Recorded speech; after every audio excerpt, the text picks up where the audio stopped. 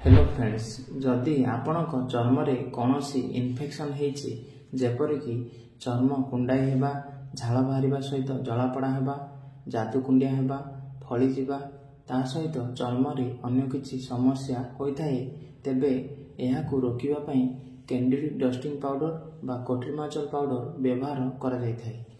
एही Candid dusting powder एक antifungal powder अटे। एथिरे कोट्रिमाजोल नामक एक उपादान रही जहा एथलेट पाद, जादू, जकीज भली संक्रमण को रोकिबा पई व्यवहृत करा जायथाए।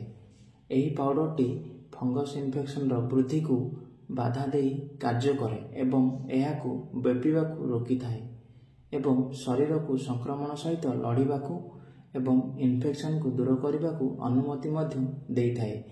एही पाउडरटी कुंडाई लागुथिबा स्थान, रंग पड़ जाइथिबा अंचल एवं फंगल इन्फेक्शन सहित जड़ित अन्यान्य असुस्ति भली लक्षण को मुक्ति देबारे साहाय्य मध्य करिथाए।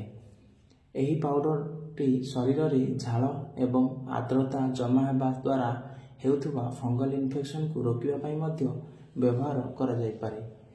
विशेष करी अंटा, काख, भीतर जंघ, बेक एवं पाद भली अंचल रे एही फंगल इन्फेक्शन व्यापी थाए।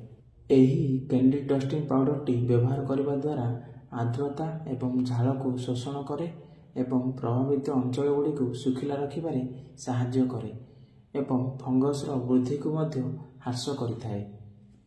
एही कैंडिड डस्टिंग पाउडर भली मार्केट रे बहुत मेडिकेटेड पाउडर मिलिथाए जेपरिकी एब्जॉर्ब पाउडर, क्लोसिक पाउडर, टेटमोसोल पाउडर इत्यादि। एही भली किछि सूचना जानिबाकू हेले आम चैनल को लाइक, शेयर एंड सब्सक्राइब करंतु। धन्यवाद।